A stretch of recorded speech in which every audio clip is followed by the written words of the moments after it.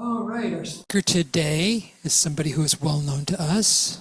She's a prayer chaplain, a choir member. She recently has gotten a full-time job that she's very happy with. And our first-time speaker, Jill Roberts.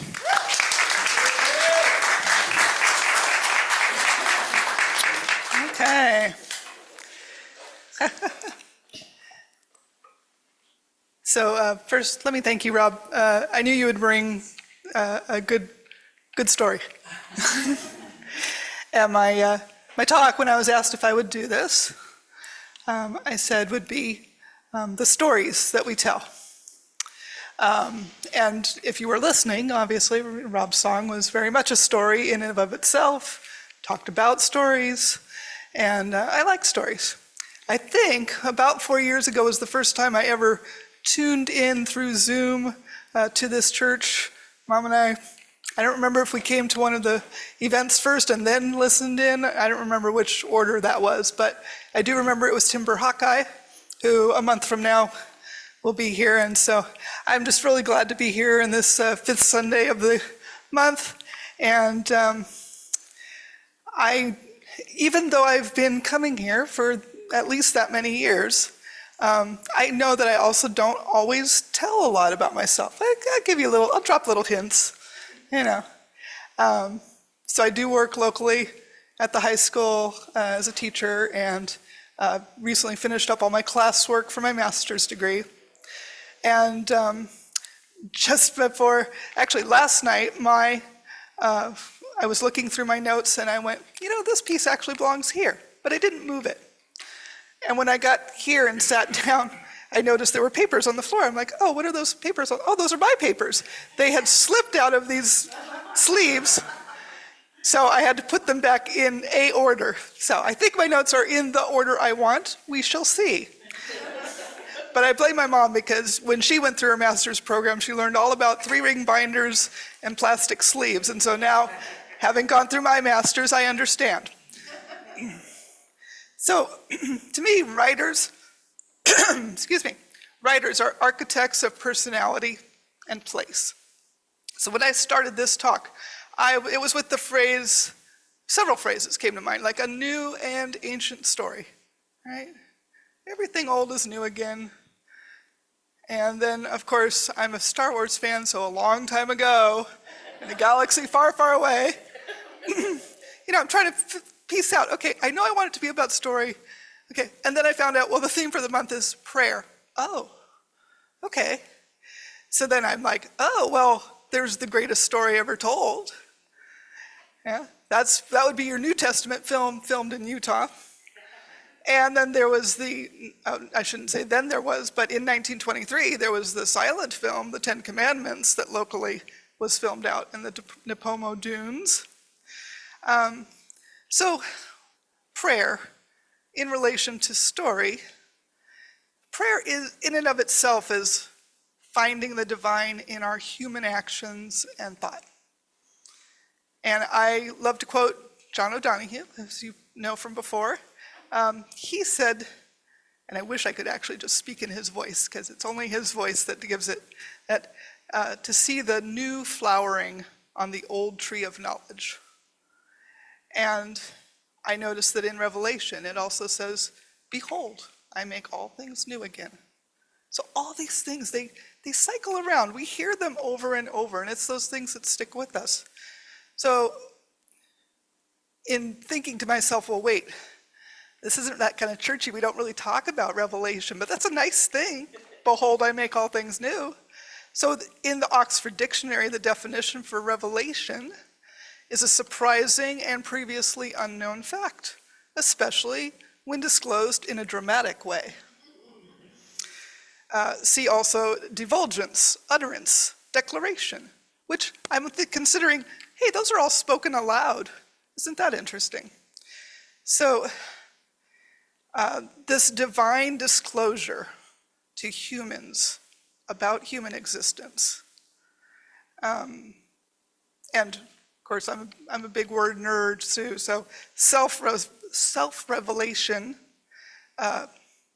or the plural self-revelations, would be the revelation of one's own thoughts, feelings, and attitudes, especially when not deliberately sought. Sounds a little like prayer. So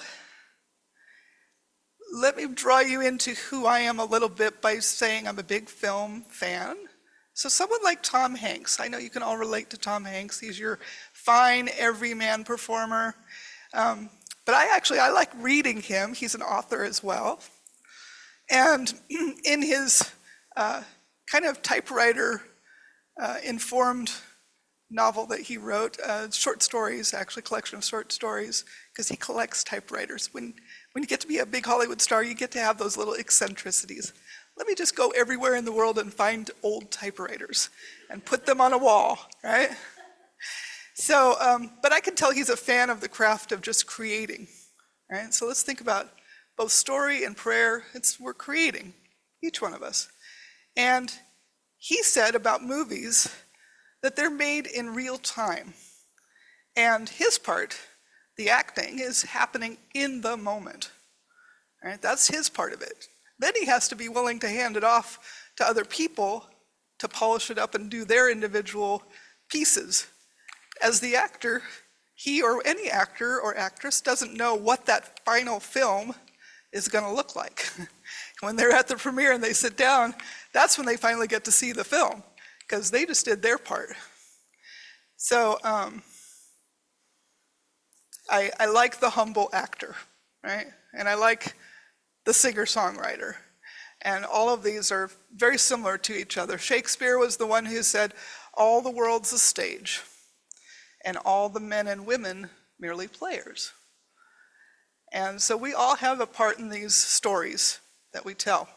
So when any of us are fumbling for the right words to say in a situation, a prayer, a talk, we don't really get to assess in that moment, is this right?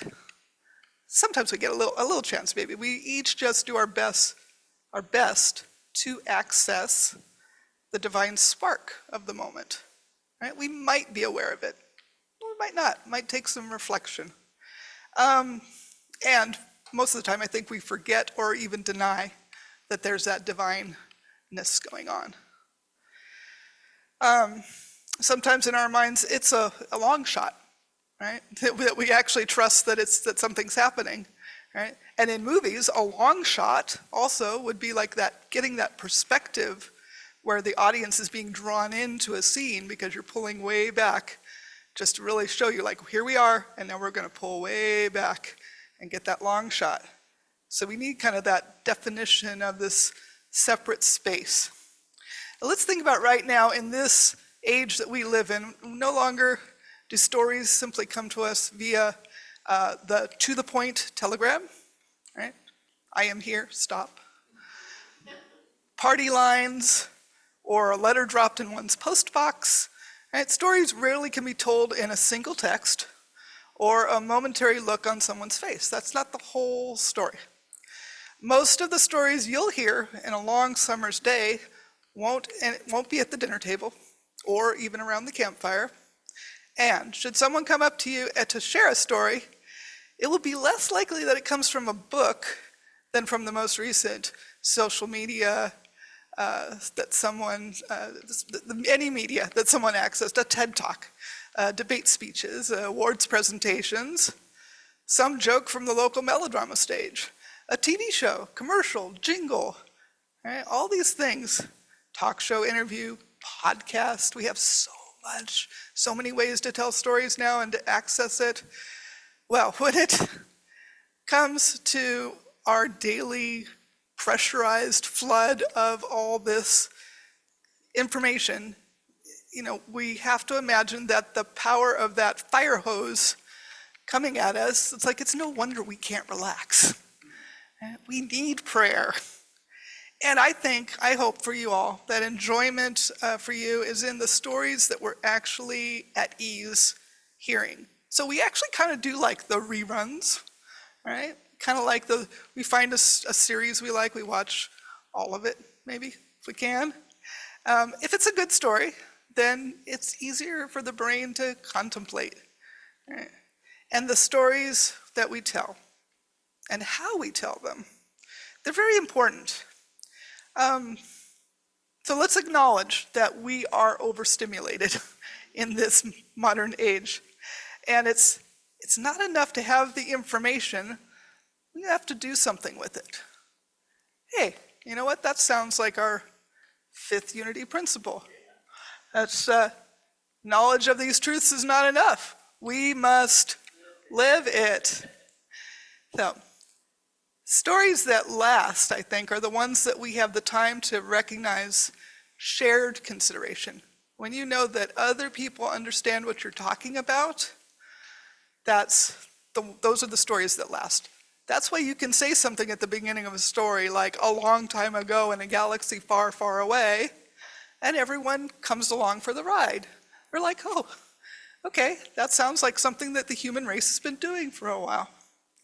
So it's that essence of humanity, of beingness, that shared reality.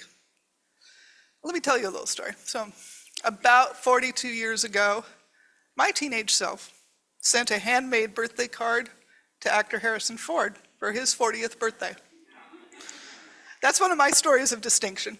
I recognize now a connection and a surprising level of personal authority to not only dream, but to take action. So I bring this up because it's a small demonstration of the very fine line between keeping your enthusiasm in your head or actually relying on what's happening in the moment to pray that you can succeed in something, even if you're praying to exceed in being a goofy, crushing teen girl. It made me happy to wish Harrison Ford a happy birthday. And you can insert your own favorite star. I'm sure we all have those. And whoever that is, you're going to know it because they're that person that has just that great repertoire of being able to be someone else and be all these different characters, whoever it was that you'd want to bump into on the street and just have a quick conversation with. So what is a revelation that I've received through prayer? These titles that I have, prayer chaplain and stuff, it kind of puts a little weight on you. You're kind of like, oh, God, I got to kind of prove something. Well, how about just humanness as uniqueness? This is why I love films, because you get to see so many different representations. And when you come and be part of a community like this, I just get to see a little bit of everything in the world in a room, right? In the dark movie theater, not so much. You're not really associating with the people next to you, maybe. You're connecting with what's happening on the screen. But it's still storytelling, and it's still being that willing listener to all the stories. Now here's a thought for you too. By ending stories with happily ever after, it means it shouldn't matter to you what comes next, right? Especially if we're reassured that the ending is stable, secure, good. So I feel like that's how we should approach prayer. The fifth unity principle, as I can restate it, is I use my knowledge of the inherent goodness of God and all creation, which includes our own thoughts and every creative avenue that we take, to support the prayer practice, which then increases my awareness of the phrase, live the truth you know. If you like something a lot, then of course you're going to feel really good about accessing everything else in the world kind of through that lens. And I think I learned that pretty much every day as a teacher for special ed students. I see everyone using their own lens to do their best.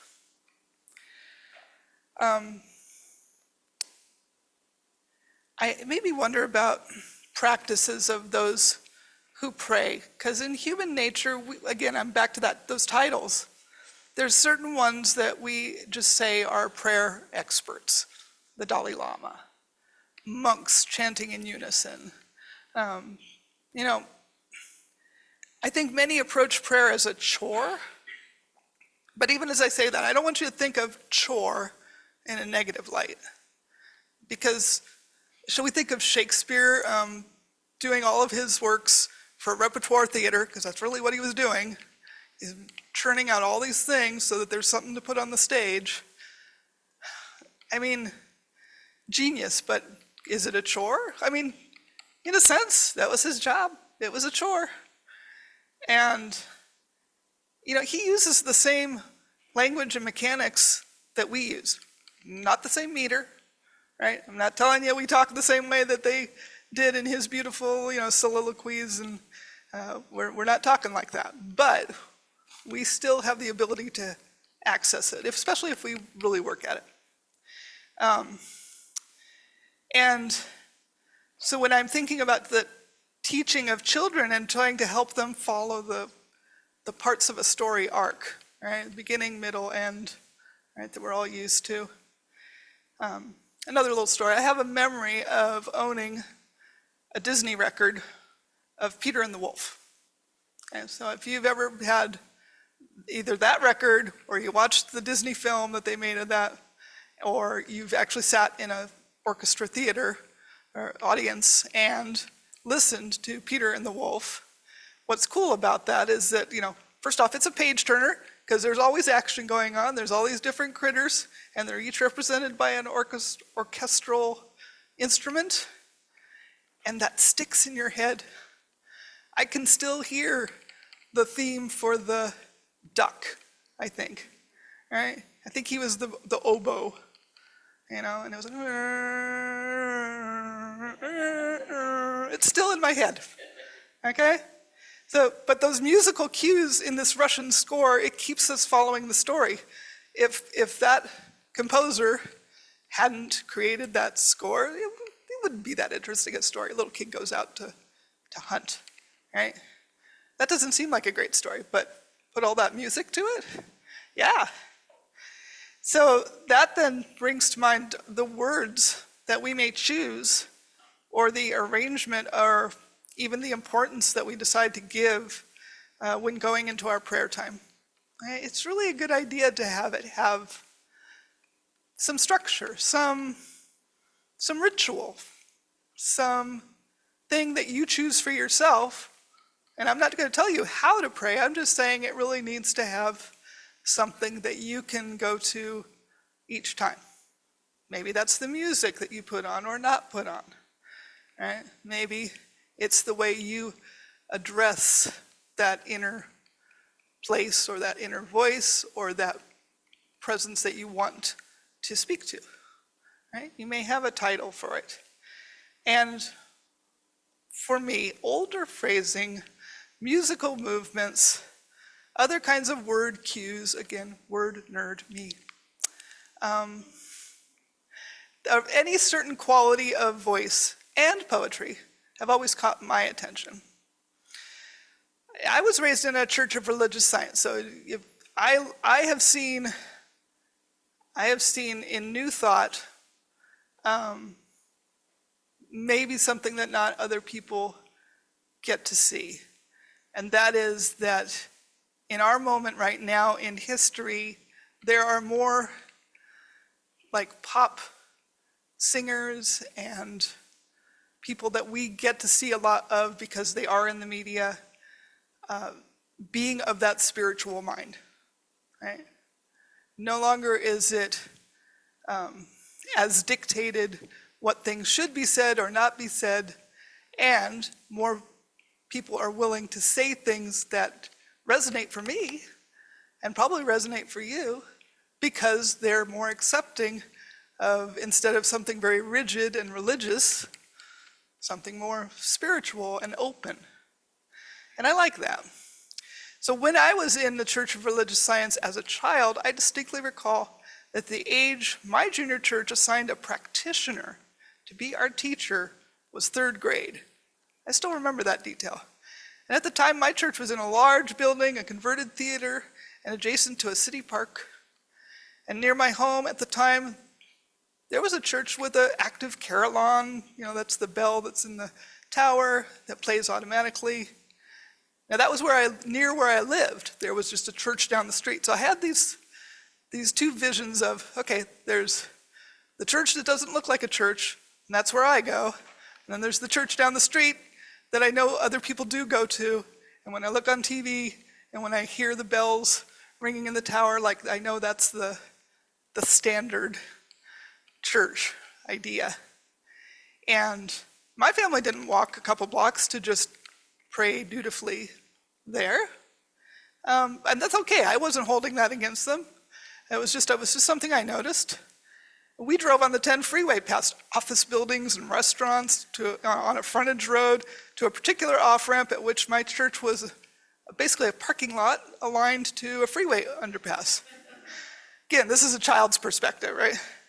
And I could describe all these details, but I hope you note that the nicer details that I also remember, like honeysuckle vines growing over the block wall that separated someone's backyard to this church. You know, I remember things like that. So my father's parents ran the place, it seemed to me. It's not literally, but it seemed to me. Grandpa Bob being on the board, Grandma Althea, always the church secretary. And we had a junior church, but sometimes I was in the congregation. And in church, the hymn, "Open My Eyes That I May See," which is based on a psalm, Psalm 119, verse 18, and written as a hymn in 1895 by a Clara H. Scott. In our religious science version, we sang affirmatively as, "My eyes are open, now I see." And with one refrain ending in, "Illumine me, Spirit divine." And I was like, that wording, it's like older hymnal wording, but I loved it. I was like, yes, illumine me. Okay, and Emily Dickinson, who lived in that time, just before that time, really, she wrote hundreds of poems, almost all published after her death, and of her time, she was informed by hymns. I mean, church hymns were kind of like, that was reading material for women of the time. That's all I can say. And there were very famously creative and spiritual people in her orbit, like Thoreau. And though they never met, but I know that in the same area, And so I can say to you that there's a poem that she wrote that says, "No mirror could illumine thee. Not for ourselves petition." That sounds like an old-time prayer when you're petitioning and saying, "Please, may I," right? "Nothing is left to pray. When a subject is finished, words are handed away." She's talking about the feeling of that spiritual connection. She's able to put it in words, right? We don't all have that skill, but it's good to be able to look at someone else's skill and admire what that could mean for you in your own life and in your own practice. So whether when you and I write or simply pause our minds, the mind's raging river of statements, memories, worries, to attempt our prayer, we likely don't add the layer of comparing ourselves to poets and playwrights. But while I have you as an audience, I will ask you to consider that layer. Our actions, usually relying on our conscious thoughts, create our reality. We accept that, we state that. But one shift in perception, or giving permission, some time to that inner voice, or even just acknowledging your personal likes, can put you closer to the mindset for prayer. I'm going to take you back to Shakespeare. This is the teacher in me. "What dreams may come" is a line from Hamlet. It gets a little overlooked. It's in the to be or not to be speech. Okay? He's contemplating ending his life when he says all this. But he's stopped short by that statement of what dreams may come. that comes up for him, and he's like, oh, what happens after death? Will I go into a endless sleep and dream things that could be worse than what I'm going through here? Hamlet's world is hell in a handbasket when he comes back from college, right? So he has this moment, something he hadn't considered before. He brings to mind something that he wasn't conscious of before. Now back to that definition that we had, that revelation, right? Something that is dramatically revealed that we didn't go into expecting, right? I'm not telling you your prayer practice is going to become like that, but if you like that, if you're a very dramatic person, maybe you will have those kinds of overturning revelations. So he could escape finding out the ugly details in his royal household by ending his life. But that recognition of the unknown and that long sleep of death and possibly terrible dreams, more terrible than this, I think it's kind of the same idea of what stops people from praying, right? They like to avoid this idea that I could have the power to change things simply by stopping and recognizing that there's some connection, right, to everything. And will you find yourself in a better reality? Like, if I pray, I might actually get what I want. And do I want that? So what does Unity say about this? I can quote Eric Butterworth, and he says, God can only do for you what God accomplishes through you. So we then are back to that idea of it's not enough to just know the information. You have to do something with it, right? And just going back here a second, I feel like I had a little bit here. I don't know how many people may have read this book, and even I'm only in the middle of it, but Joyce Carol Oates wrote a novel, A Garden of Earthly Delights, and when she rewrote it, and that was the first thing that shocked me, for it coming back out as a reissue in the 21st century, she went in and rewrote it, 3/4 of it. And I was like, what author does that? She stated this to explain why she undertook to rewrite it. She said, the more complexity we acknowledge in others, the more dignity we grant them. So I feel like after however many years it had been since, I think it was about 50 years since she had originally written the novel, I think she wanted to give her characters more to say, give her characters more depth. And that's what your prayer practice really is about. It's going back and saying, is this the final draft? Do I really know what I'm doing? Can I send a huge happy birthday card to my favorite actor? Is that wise? Should I do it again? We don't like to think of ourselves as powerful, even in just our day-to-day details.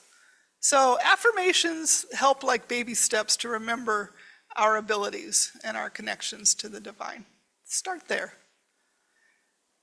We shine a light. Brian brings that up every Sunday, right? We're here for a purpose. Remember that. We oftentimes decide to walk in the dark and cloak our light. Don't see me. So to close up here, I have a quote from a New York Times article on a recent museum exhibition. And the article was about the lighting. Who writes articles about the lighting in a museum exhibition? But in this case, it was very important. It helped with the message. But what I liked in it was there was a quote from James Baldwin, who once wrote, "Seeds need darkness to germinate." And actually, I think that was the person in the article who said that, which anyone could say that statement. Seeds need darkness to germinate. But James Baldwin wrote, "One discovers the light in darkness." That's what darkness is for. But everything in our lives depends on how we bear the light. So whether you find yourself in the dark or in the dawn or the dusk or any time of day, it all depends on how you bring your own light, right? So the power of story is what you or your descendants do with the information. If that could be helped along with your prayerful attention, all the better. So let's be glad to share our stories, and even if it's just in reflection to ourselves. You don't have to have someone else to share it, but in some way, just because you're here, you are sharing it. If you didn't know that, I want you to hear that. You're sharing your story just by being here. So I know that back to that communal idea of just feeling at ease and knowing that it's a good story is what helps us to access. So that's because that's coming from an authentic space, something you created, everything you love and enjoy. All right, if it comes from there, you've got it. All right? You got this, guys. Thank you.